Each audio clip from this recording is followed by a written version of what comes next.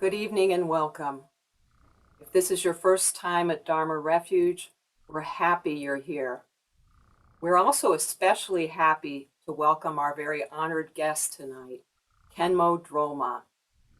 Khenmo is abbess of Vajra Dakini Nunnery and has studied with the foremost spiritual teachers of our time, including H.H. Dalai Lama, H.H. Drikung Tara Rinpoche, the head of the Drikung Kagyu lineage, and Ani Pema Chodron. In 2004, she was installed as Khenmo, or abbot, in the Drikung lineage, becoming the first woman and the first Westerner in her lineage to officially hold this responsibility. She teaches the Dharma internationally. Her current responsibilities, in addition to the Vajra Dakini Nunnery, include the Tibetan Himalayan Nuns Program, which is a leadership program. She teaches internationally. Her current responsibilities, in addition to the Vajra Dakini Nunnery, include the Tibetan Himalayan Nuns Leadership Program, and she chairs the International Committee for the 2020 Shravasti Rains Retreat. So, we are so delighted to have her here this evening. Khenmo, welcome. I'll turn it over to you. We're very eager to hear your teachings tonight. Thank you. I'm very happy to be here, and especially happy to share this prayer that comes from the Drikung lineage and actually was composed by the founder of the Drikung lineage. So just very quickly, I'm going to say a prayer that connects to the lineage directly before I start teaching.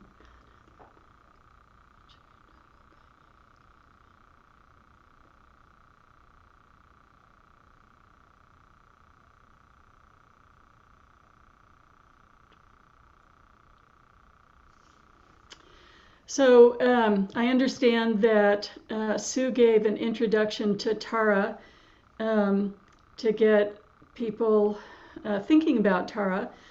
And the name that is closest to my heart is She Who Hears the Cries of the World.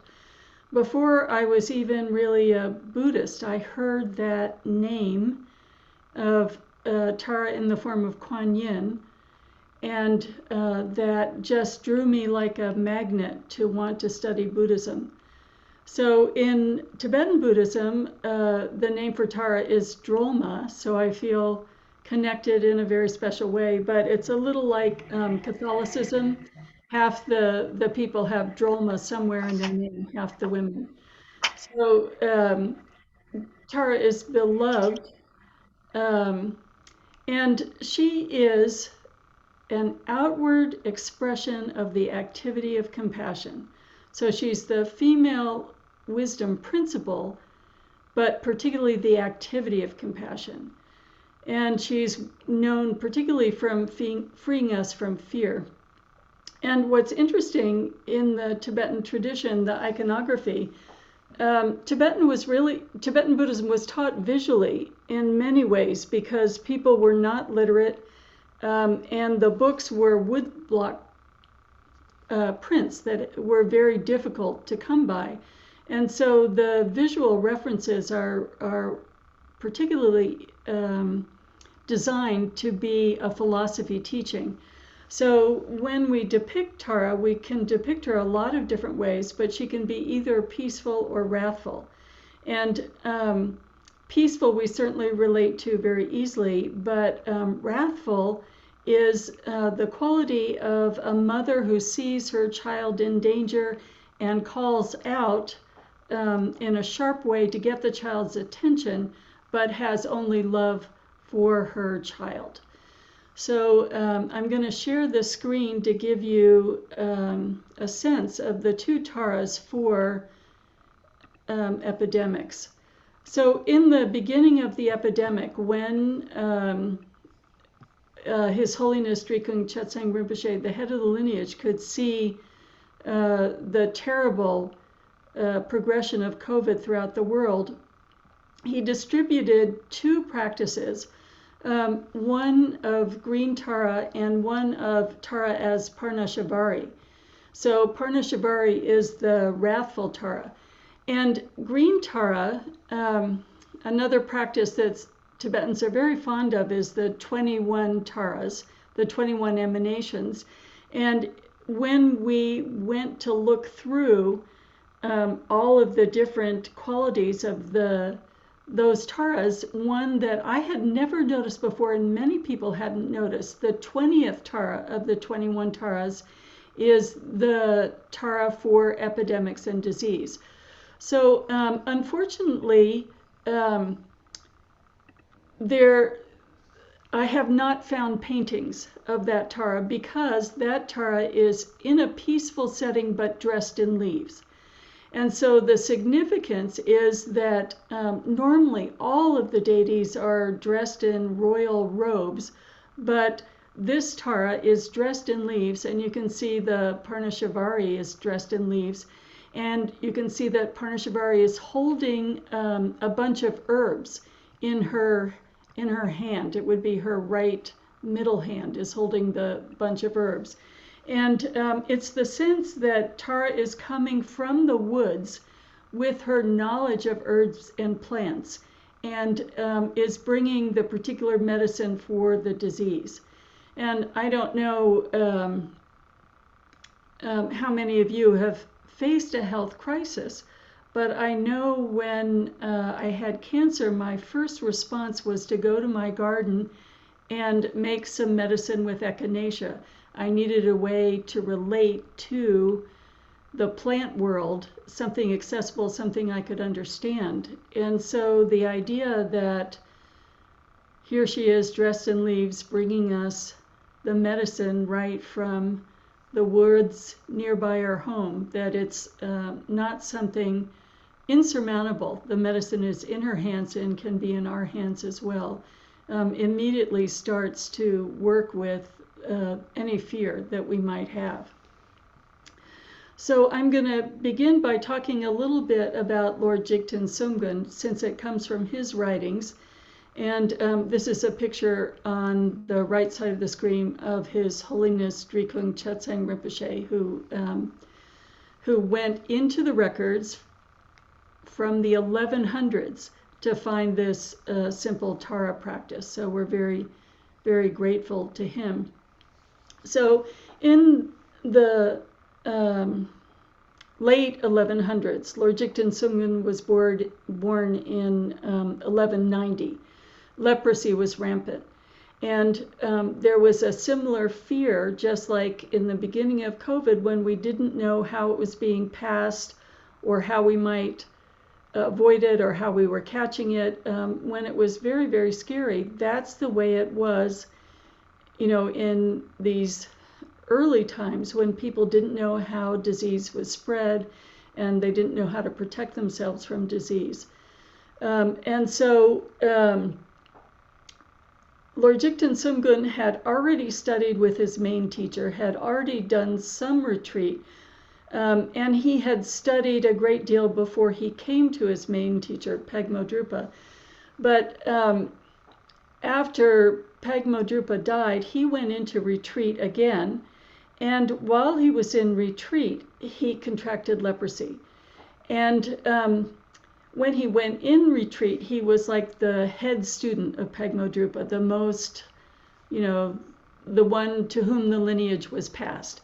But not so different from our times, there was something shameful about catching disease. People reacted to him with fear and had the thought he must have done something terrible so that his karma was to contract this terrible disease. So he lost his reputation. And he was in a cave. So, his friends remind me who have done in retreats in cave, it's just a cave. There's no doctor or dentist nearby. There's no, warm, cushy bed like we're experiencing right now. So there he was sick. And so he left his retreat and he went to his patrons, and no one would even open their door to him. He was knocking on doors, and finally one woman just cracked the door open a little and gave him another bag of sampa to eat, the ground barley powder that they mix with water. And he went back to his cave, and he got so sick that they describe it that he couldn't even lift his head to drink water. So he was lying on the floor, couldn't drink water, and he said, all right, this is the time of my death. He got despondent and felt that he could not fulfill his wish to benefit beings as a teacher, as helping the lineage, that he was just ready to face his death. And he thought, well, I should at least do a prostration to Chenrezig before I sit and let my spirit go to Amitabha. And when he did that prostration, the statue of Chenrezig fell over. And he had such an extraordinary change of heart right in that moment. His heart opened in a profound compassion to all sentient beings, particularly all those beings who were struggling and suffering with illness. But it was such a profound opening that he said he was afraid to describe it because he didn't want people to think that it just came like that and it was something that was so easy. But it was such a shift that it led to a deep healing. And we would also say that was his enlightenment moment. So it's another instruction as we're working with illness, that it can be such an incredible teaching for us. So it's important to say that in the Tibetan system, when we're looking at this moment of compassion, there are many, many stories. Sometimes the people get better and sometimes they don't. So in the story of White Tara, she is sitting at the gate of a temple. She probably has leprosy also. She goes through a great healing, becomes enlightenment, but she still has leprosy. It's not about whether the body changes or not. It's really about whether the mind changes. So the mind changes into this vast lack of duality, that interconnection with all sentient beings and extraordinary compassion for all sentient beings. But in Lord Jigten Sumgon's case, he felt the leprosy just draining from his body. And just like us, he started to experiment with it. He's sitting there and he feels himself getting better and he feels the illness draining from him, and he goes, well, is this really due to the prayers? So he stopped doing the prayers, and then his body stopped healing. So then he started doing the prayers again, and more strength returned. And he said at the end of this particular healing practice, he saw a great Naga snake. Nagas are these underworld water beings. So he was on this mountain in a cave and he saw a huge snake leaving the valley. And somewhere in this retreat period, he also had a vision of Tara. And he wrote several Tara prayers, but he wrote this very particular prayer that we'll be working with tonight as a simple prayer that could be given freely. And he is said at this point, they actually say at this point that his compassion was still not as perfected as it got later in life. So even though he had a profound opening, he never stopped developing bodhicitta and strengthening his heart-mind. But he was able to give instructions to many, many lepers who also experienced physical healing, and he became known as the Lama who dreamed away leprosy. So I'm going to move to the prayer itself, and I'd like to read through the prayer with you just once, and then I'll talk a little bit about the prayer. And after I talk about it, then we'll have an opportunity to practice. At times of great epidemic disease at daybreak, early in the morning, give rise to bodhicitta. And visualize yourself as the Yidam deity. At the center of your heart, visualize the form of the Bhagavati Jigten Tara, the protectress from the fear of disease, in bluish-green color the size of your hand. From her body, green light rays emanate like mist, filling your heart and the inside of your body. The light then emerges from your mouth, nose, and pores, and pervades the boundless palace and all the regions you have in mind. Visualize a form of the Bhagavati Jigten Tara 1 finger width before each of your nostrils. Exhaling green light, think that that light dissolves into these 2 form emanations. Inhaling, think that the light dissolves into the Tara at the center of your heart. It is said that by the blessings of this visualization, one will not be affected by epidemic disease. This is my heart advice of profound protection, and is from the 21 heart advices of Lord Jigten Sumgon's profound Dharma. So right away, there may be some words that you're not so familiar with. Whoops. And one of them might be Yidam. So the beginning of the prayer is, first of all, to generate bodhicitta. So let's start with generating bodhicitta. And bodhicitta is a term that encompasses loving kindness and compassion, but it's beyond loving kindness and compassion. It's with the wisdom of, you could say the wisdom of equanimity, the wisdom of non-discrimination, the wisdom that makes no distinction, and is the flow of bodhicitta like light rays from the sun. So the sun doesn't say, I'm going to shine on this house, but not on this house. The sun just shines. In the same way, with a mind of vast bodhicitta, we are in the state of bodhicitta, and the sort of the taste of our mind is bodhicitta, and that is continuously radiating, touching all sentient beings, and there is an understanding that there is no separation.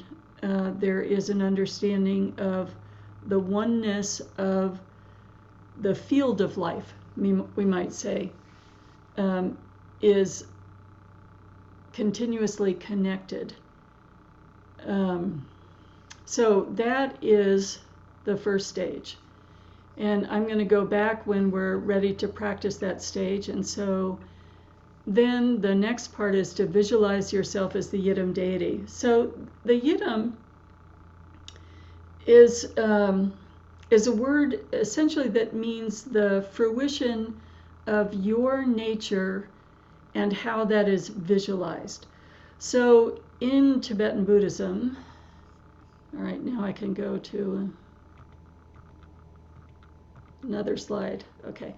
In Tibetan Buddhism, when we talk about enlightenment, we're talking about a realization. And so the realization, we could say, is the fruition of the 4 immeasurables prayer that we did. And it is this vast, spacious mind of bodhicitta. But in this culture, when we were explaining what that is like, there's a sense of an understanding that that realization is light passing through a prism, and that realization can appear spontaneously as it's needed for people, and it can appear spontaneously in many different forms. And the forms are related to the particular kind of mind we have and the particular obstacles that we face. Some people may be more dominated by anger, some may be more dominated by addiction, But there is a deity that works with your particular aspect of mind as a path, and that's how you would start to visualize your yidam. So for right now, many people are not Vajrayana practitioners. You can visualize what you're comfortable with. All right, so you may come from a Christian tradition and you may feel comfortable visualizing the ideal as Mary, or as a simple depiction of the Buddha as the historical Buddha. And I put these three versions because the feminine has a particular quality of compassion that I think we relate to. And so we can think of Kuan Yin, who hears the cries of the world. And then on the far right, I couldn't get a sharper photo of this. This is Kuan Yin and the globe. You can see her hand is reaching out to the globe. So there are all kinds of wonderful healing images of what we think the ideal is. And you can use whatever that is to you, or you can use Tara. And then at the center of your heart, you visualize the Bhagavati Jigten Tara. And Bhagavati is a word that's an honorific for female great teachers. Jetsun or Jetsuma is another honorific. So when we say the name of Tara, the tradition, when we're talking about any person, it could be our teacher, or in this case Tara, you never just say their name. You always give all these wonderful adjectives. So the Bhagavati Jigten Tara, the great mother Tara, the wisdom Dakini Tara, the protectress from the fear of disease in bluish green color, the size of your hand. And bluish green is another significant color. You may be familiar with the medicine Buddha, who is also a deep blue, and here the Tara is more on the green side of the bluish green. But blue-green is a color that denotes healing and medicine. And we see it in nature in the peacocks and some of the great exotic birds. So a peacock eats poisonous seeds, and that's what gives the peacock the beautiful feathers and that blue-green aspect to his feathers. So there's a sense of being able to transmute poison in our minds and in the color in her body, and of course in our body as well. The other thing you notice when you're looking at the picture of Tara is she's very relaxed. She's sitting in a comfortable position. The green also signifies that she's in the family. Each of the Buddha families relates to an element, so she's in the wind element. So she has her foot extended because she's ready to jump off the cushion into action. And then there's quality of the wind energy that can take her wherever she is hearing those cries of suffering. So it's wonderful to study the artwork just to see all the different ways the teachings are represented in the artwork. She holds the Uptala flower, the very rare flower, and again a medicinal quality to that flower in its rareness.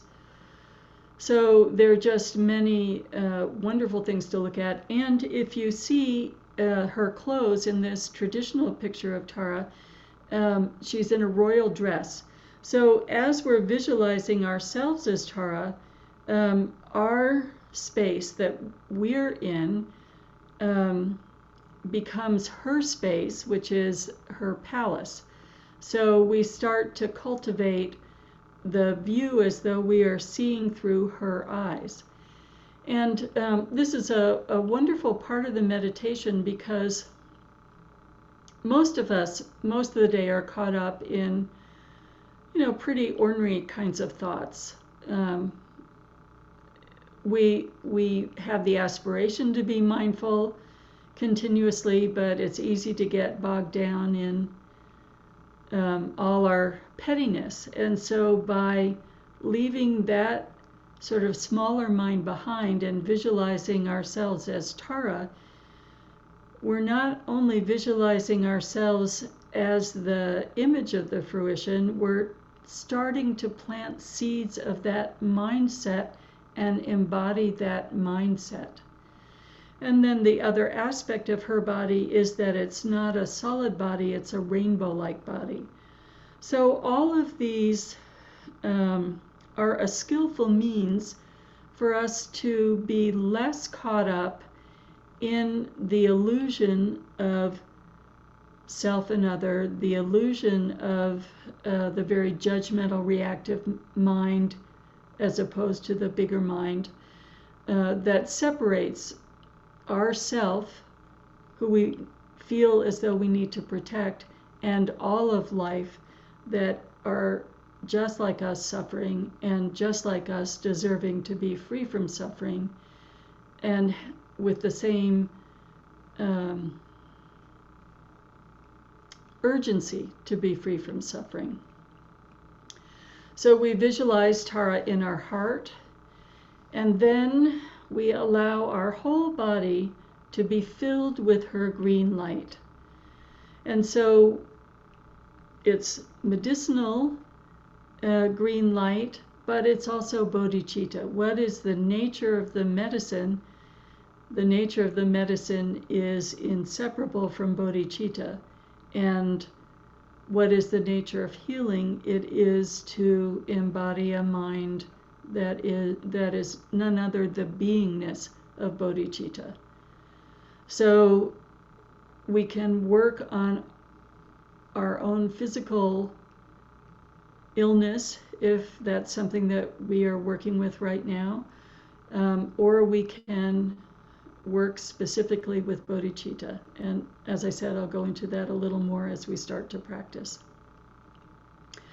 So the next part of the meditation is to then, in the fullness of that green light, to allow it to emerge naturally from our mouth, nose, and pores. So there's a sense of a fountain overflowing, the ease of the fullness just spreading out, the sense of the equanimity and non-discrimination of the sun.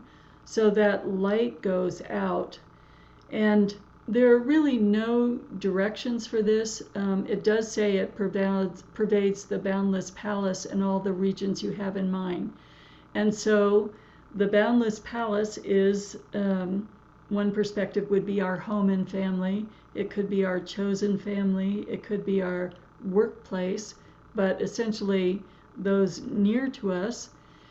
And then connecting to wherever we at this moment are hearing the cries of suffering.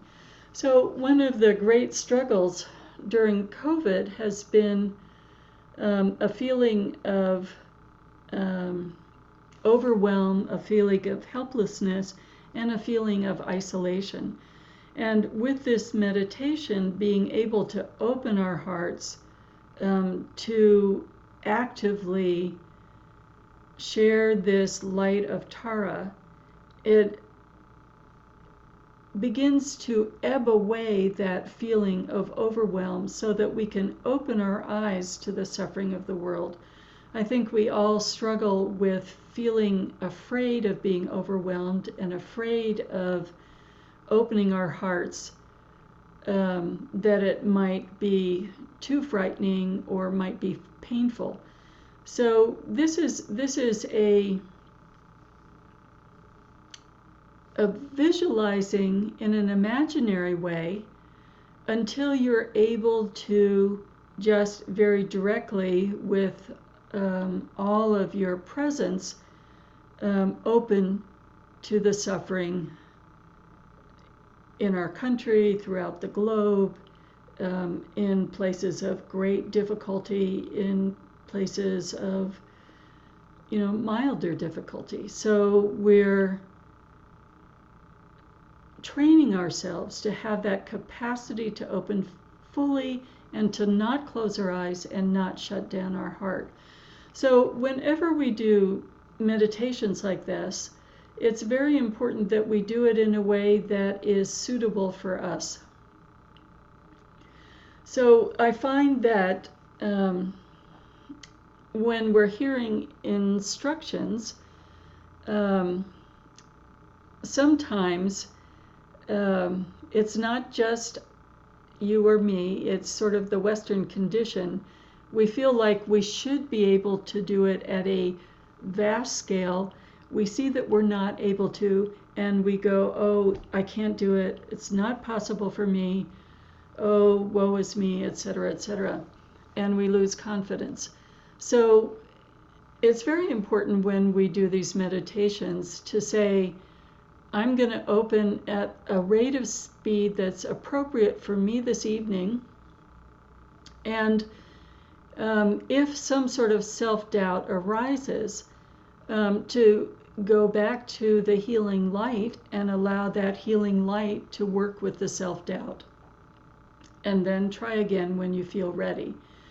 And to feel at all times that you can adjust the instructions and you can stay at one stage of the meditation. If you're feeling very vulnerable, you may need to stay with the healing light directed towards what you need this evening. So the attitude that I really recommend is sort of being a friend to yourself in the same way you're a friend to others. In the same way that you would tell someone dear to you if they were coming to you with a problem and saying, I can't do this, I can't do it, I'm a total failure, you would say, oh, honey, just be patient, start one step at a time. I'll sit with you until you feel confident again. So we're sitting with ourselves, and we're sitting with ourselves knowing that we fully have the potential to be that ideal. The extraordinary teaching in Buddhism is that we all have the seed of Buddha nature, that we are all essentially have always been Tara.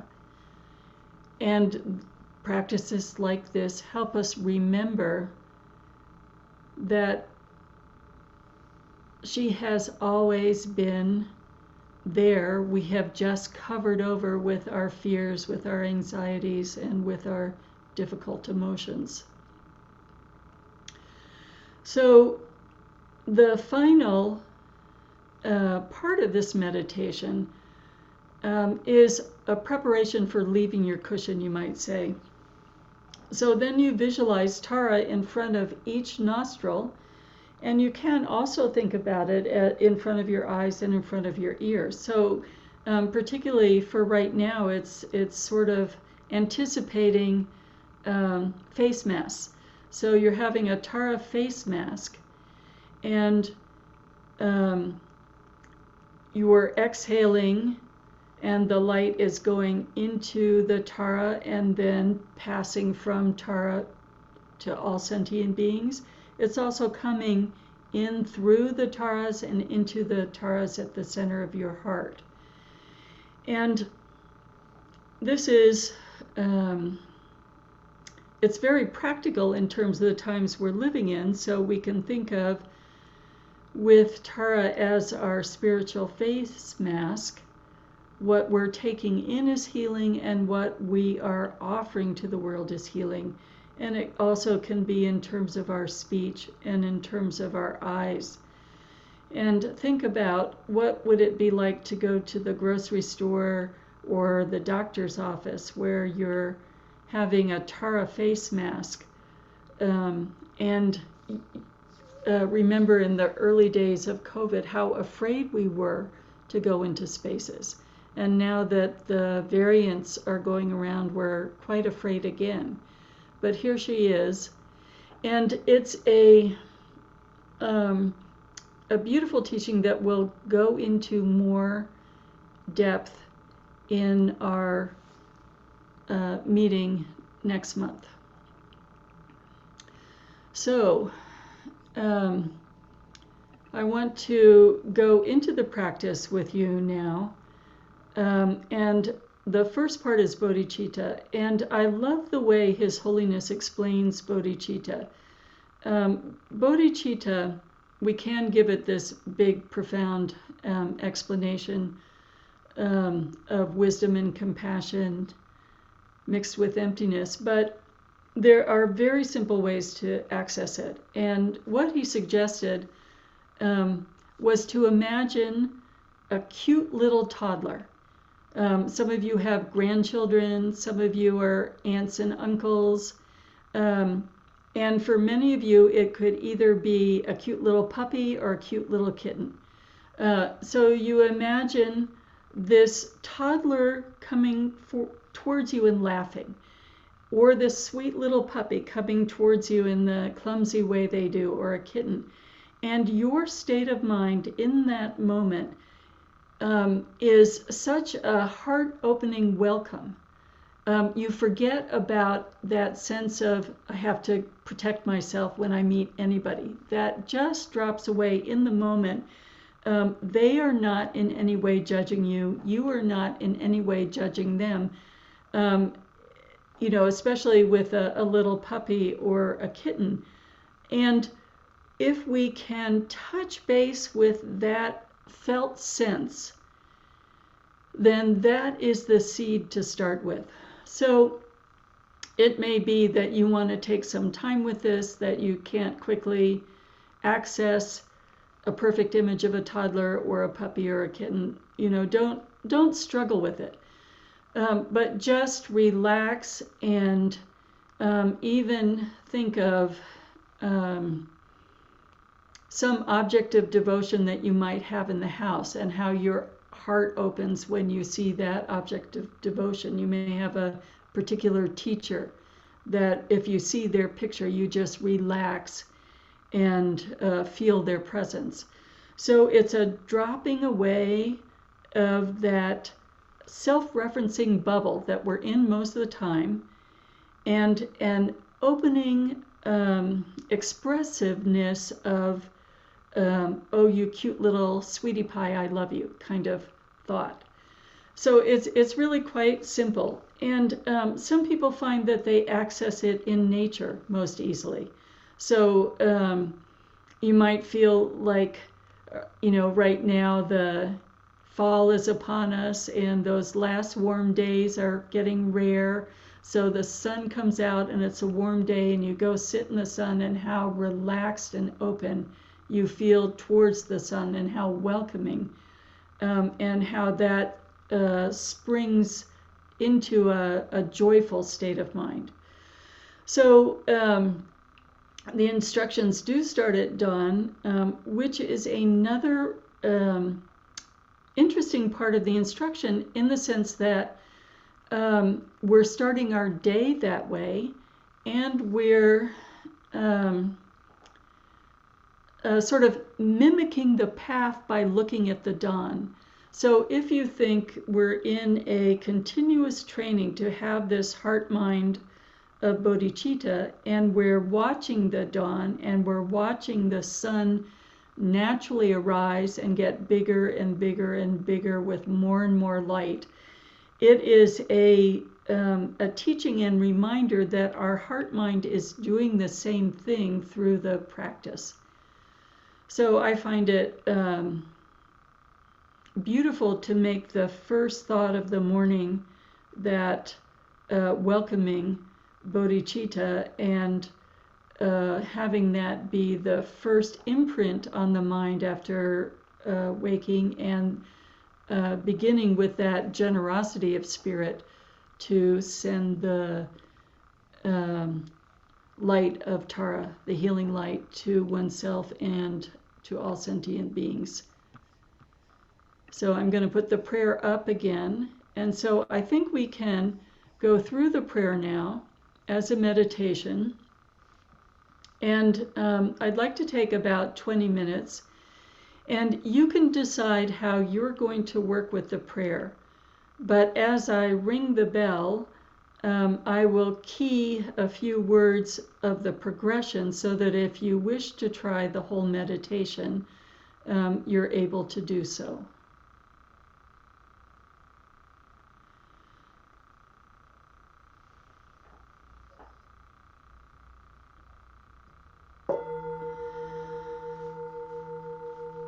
So starting with generating bodhicitta, letting it fill our heart mind.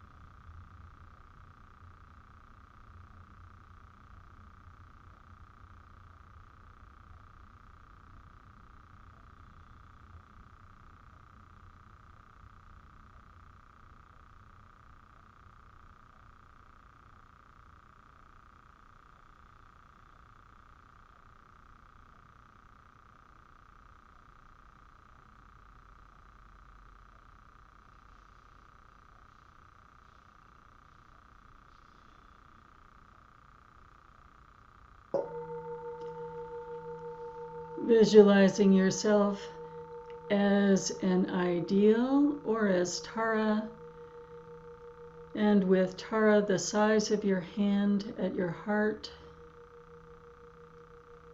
you feel your body completely filled with her green healing light, inseparable from bodhicitta.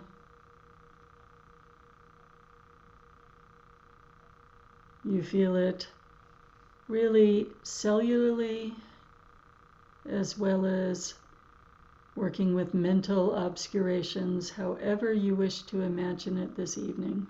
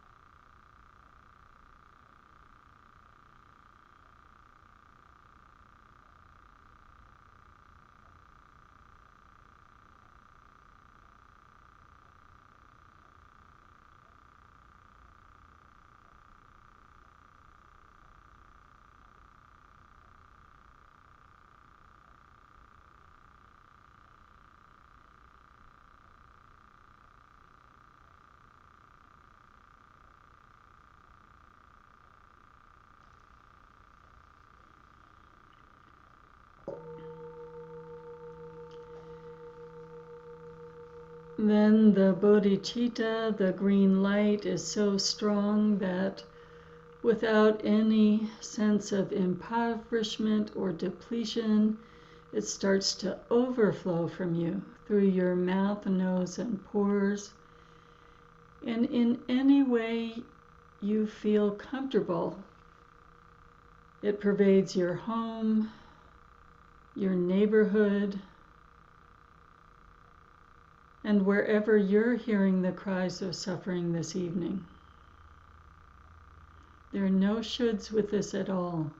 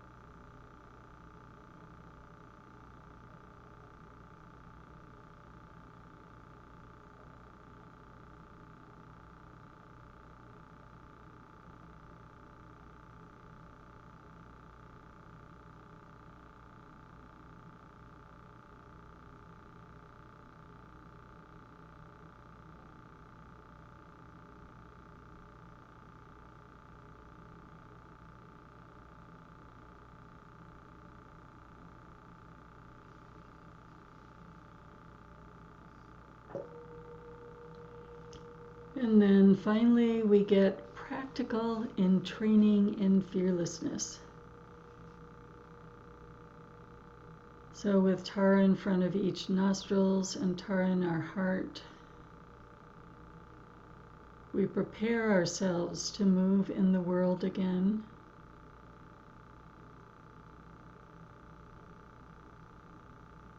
Noticing when fear arises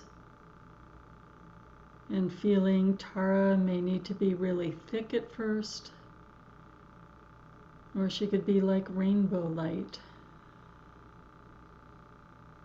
What you need in the beginning to have a relaxed mind of fearlessness as you work with beings in purpose, in person, going through your day.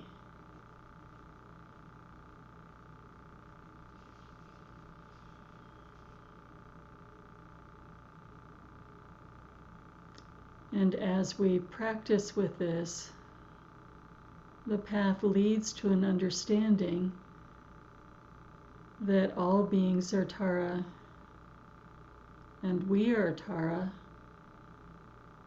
allowing us to finally see no outside, no inside.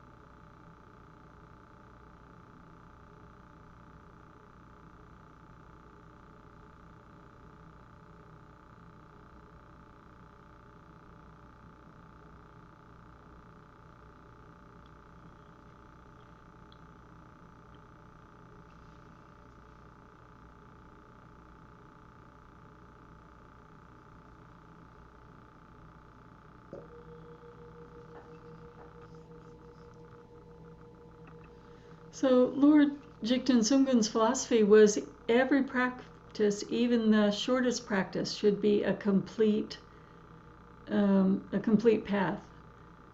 So it has never ceased to amaze me. This is only 9 sentences, but over this period of COVID, practicing it so regularly, it's become really a heart treasure for our Sangha. And my hope is that you will feel comfortable practicing it yourself. So I want to open to questions and answers now so that we can talk about what part you found easy to do, what are questions you might have, what are difficulties you encountered, what is the practice like for you?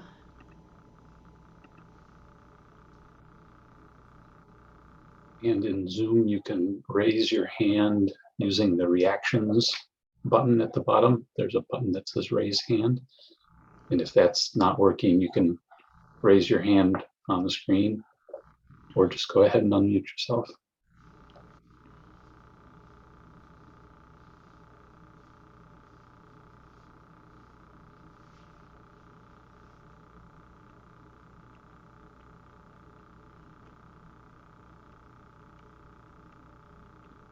Okay, so the first and probably most important aspect of it is generating bodhicitta. How do you find that part of the practice? Accessing that state of mind, that state of heart. Corinne, yeah?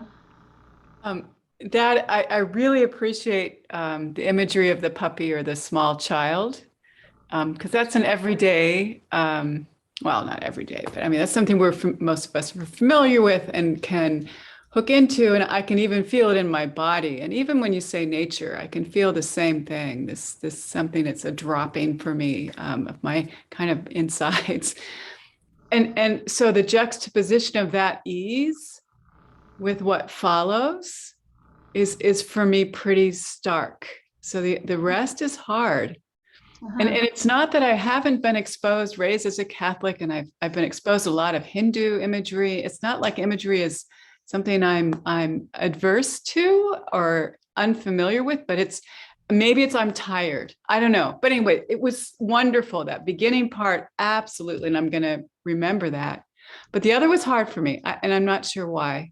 So, you know, it is an interesting part to work, you know, part of Vajrayana to work with visualization. But if you take it a little less seriously, think of how experienced you are in cartoons. So every American, remember, don't they have like a new Cinderella movie? I mean, can't you just remember the Cinderella movie where she goes from the, you know, I'm thinking of the 50s one where she had the rags and then she's in the princess costume. So here we're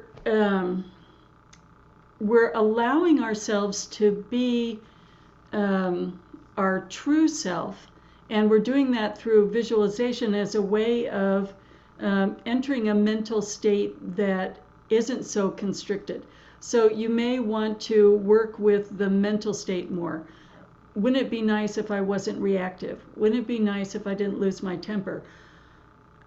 What would it be like to just have that mental state where there was just this fearless compassion and sort of embody that? thank you. Yeah, thank you. I'll keep working at it. It's it really is beautiful. And I love the way you presented it. And it was so clear and enticing, you know, so I'll try different angles. Thank you. Yeah, again, there are no shoulds about how you learn visualization, but I think if we remember our experience with cartoons, we remember that actually, yes, we all can visualize. And then, just be very patient with just one aspect at a time. Like, what is it like to wear a robe of leaves? Or what is it like to hold leaves in your hand and to feel the tactile aspect of that? Not necessarily the whole thing right away. Jane and then Catherine. Well, I just want to share, I had the most amazing experience of synchronicity through this meditation. A few months ago, I heard at a Pachamama event talking about how the flora breathes out oxygen, which we breathe in, and then we breathe out air that is good for the flora. And somehow in the ensuing months, that's turned into a visualization that's become a core of my meditation, which is I'm breathing in this sort of white light, which is the oxygen coming in from the flora. And I'm breathing, and I don't know why it ended up being this color, but I'm breathing out green light, which is what I'm sending out to the flora. And that just immediately transferred to this meditation and is just really lovely. And thank you for providing this wider context for it. I am very grateful. Oh, that's such a beautiful example. Thank you. Thinking again about starting with visualization, it's almost as though you could have Tara as the plants in front of your nose. Mhm. Yeah, that's lovely. Thank you. And Catherine. So I really appreciated the invitation to make all parts of this practice our own. That there, there's nothing dry. It wasn't like just reading that and then kind of try to do that, but your invitation to at each time just make each part of it our own. And I find that, I'm not familiar with this, of course, and I really, although Tara speaks profoundly, deeply to me, or I speak to her, or we do both, or whatever we do. Um, I just find that this is something I'm really going to be able to use and work with because of your specific information of just at a level, don't work so hard at it. Just make it your own. Just be with it in how it shows up for you. So I really appreciate that, and I want to thank you for that because I really find this is going to be workable. Oh, And I'm since so glad. There are times when we're very vulnerable. So at different times, you've probably noticed the same thing. Over the course of a year, our Zoom sanghas have become quite intimate. So, for instance, somebody undergoing chemotherapy may need to just be in the healing, and feel like they don't have the strength. And there's no wrong or right about it. It's, oh, this is today what is most appropriate for me. Yeah, thank you.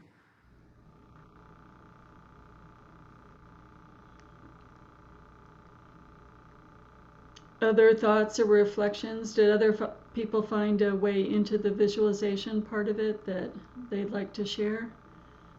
Or have an experience they'd like to share?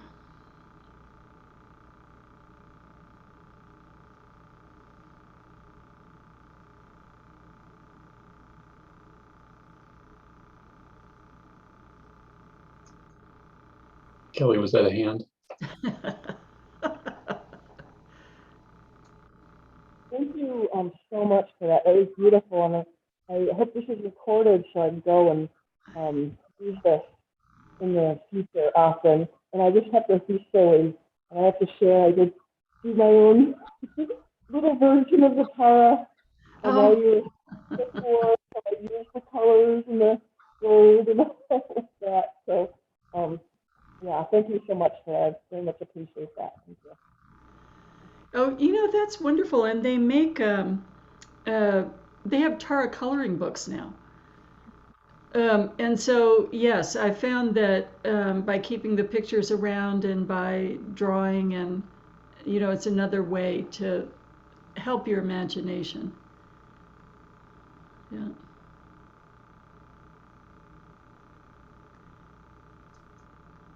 And Sue? So Khenmo, that was wonderful, and there's something about doing this practice in Sangha, in community, and even on Zoom.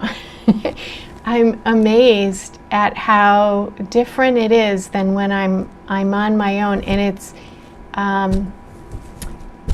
I feel so much more connected and expansive when I do this practice with Sangha. And I just wondered if you could say anything about that. I recently heard a definition of Tantra meaning to weave, and I know it means continuity, but it feels like there's a weave among all of us in some way. There certainly is a weave, but in terms of Sangha, I think it's universal that there is a strength when we're united with our heart mind together with one purpose, one goal. It just builds and amplifies, and I think every tradition teaches that amplification from an assembly. Yeah.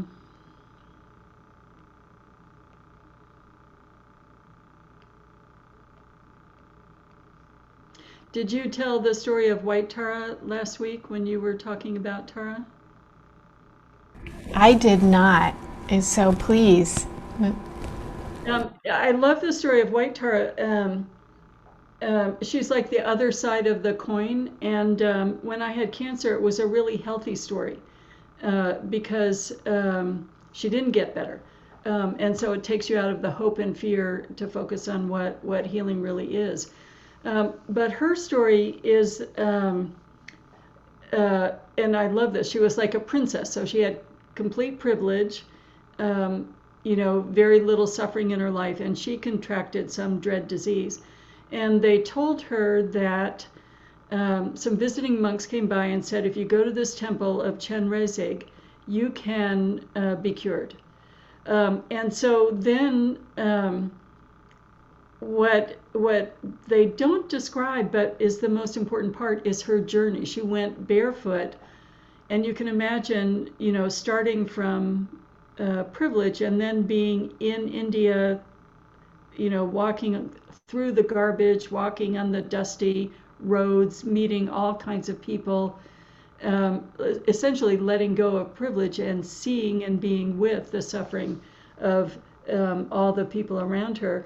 And she gets to the temple, and they won't let her in because they don't let the lepers in. And so at that point, she is so joyful in terms of her mind shifting in compassion that she sits right in the doorway. And because she's so joyful, people bring her food to eat and what she needs to drink. They just want to be near her. And the statue in the temple sees that she's there, but can't come in. So then it's described that a tear rolls from the eye of the statue and rolls across the dusty courtyard and touches her robe, and she becomes enlightened.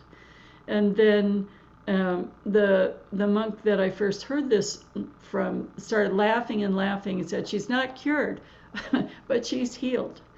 But I think it's a wonderful story for anyone who's working with a health crisis, because it makes the most important point of what actual healing is. Thank you, Khenmo. I wanted to share with the Dharma Refuge Sangha that I have been studying with Khenmo for a little over a year and doing this green Tara practice with that Sangha and with her every week. And I have found that I've shifted quite considerably over time, but it's been little steps. And when I first did it, I thought, oh, this is kind of cool. I like it. And I did. But I've gone deeper and deeper into it over time. It just doesn't happen overnight. Well, it might for some people or in a moment for some people.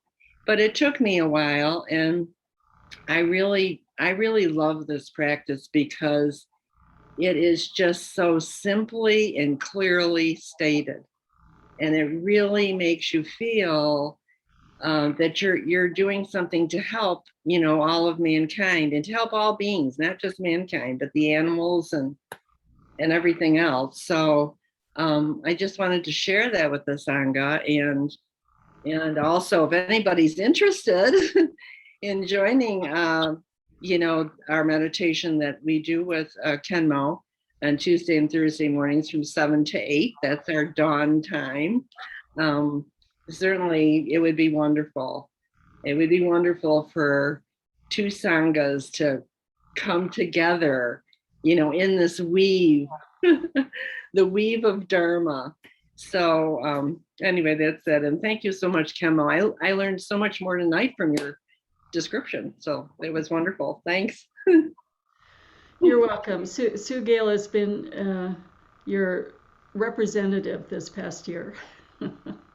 A good introduction to your wonderful Sangha, and now to Sue especially. So I see that it's time for announcements and dedication. But the other thing I wanted to announce is His Holiness Chetsang Rinpoche designed a whole new curriculum for 21st century practitioners that puts together a whole body-mind exploration, let's say.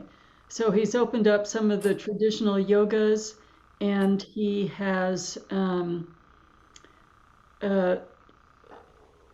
created a curriculum based on the Sutra of Mindfulness of Breathing, because he feels that is what is universal to Buddhism and probably what the Buddha practiced, and then overlaid that with the perspective of the early Buddhism, Mahayana Buddhism, and Mahamudra view. So starting tomorrow night, there's going to be a series of talks, and there will be several different kinds of retreat opportunities this fall. So that information is at the Vajra Dakini Nunnery website if you're interested. Thank you. So folks can go to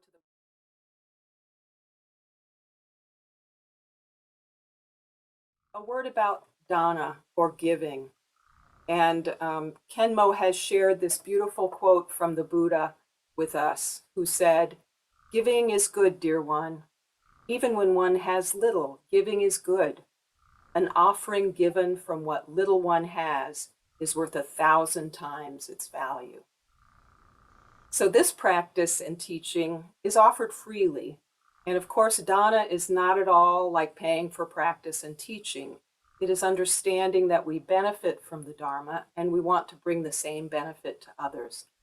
So we help monastics who dedicate their lives to understanding and teaching the Dharma. Monastics subsist by our donations. Food, medicine, housing, and gas are supported by donations.